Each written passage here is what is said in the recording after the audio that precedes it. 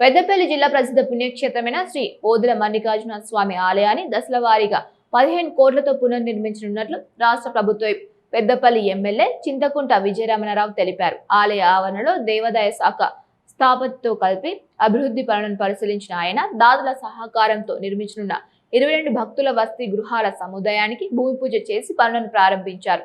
అంతకుముందు స్వామివారిని దర్శించుకుని ప్రత్యేక పూజలు నిర్వహించారు.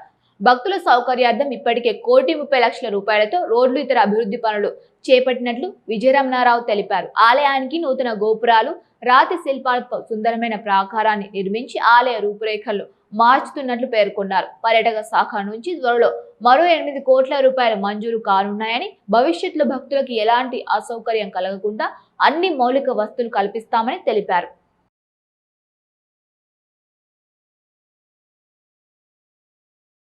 మరి పరిశీలించడమే కాకుండా సపతి గారి ఆధ్వర్యంలో మరి నిర్మాణ పనులు 10 కోట్లది 2 దేవాలయాలకు మల్లికార్జున స్వామి దేవాలయానికి సంబంధించి టెండర్లు కూడా పూర్తి చేశారు.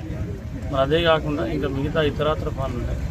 ఏదైతే రాజగోపురం కానీ, మేజర్ రాజగోపురం కానీ, తర్వాత 3 రాజగోపురాలు కానీ, అంటే దగ్గర ప్రాకారం కానీ, ఇవన్నీ కూడా జరగడం కోసం మరి సపతి గారు కూడా రావడం జరిగింది.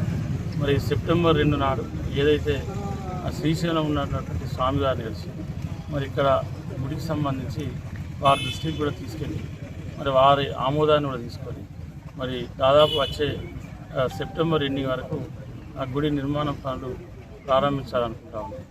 దానికి సంబంధించి ఇవాళ పూర్తి స్థాయిలో చర్చ జరిగింది. దానికి సంబంధించి పూర్తి స్థాయిలో అన్ని విషయాలు క్షుణ్ణంగా మాట్లాడుకోవడం జరిగింది. మరి 1,30,00,000తోనే రోడ్ ఎత్తా ఉన్నాం. 1,30,000 1,50,000 తెలియదు. అంతవరకు 1,00,000 అనుకున్నాం, 1,30,000 అయింది. ఇంకా నడతానే ఎంత అయితే అని తెలుస్తుంది. దీనికి చుట్టూ లైటింగ్ కూడా పెట్టవలసింది. దానికి 10 అవుతుందా 20 లక్షలు అవుతుందా కరెక్ట్ ఐడియా లేదు. ఇవన్నీ ఎస్టిమేట్ చేసుకొని మరి ఓటెనక ఓటి కూడా అభివృద్ధి చేసుకోబోతాము.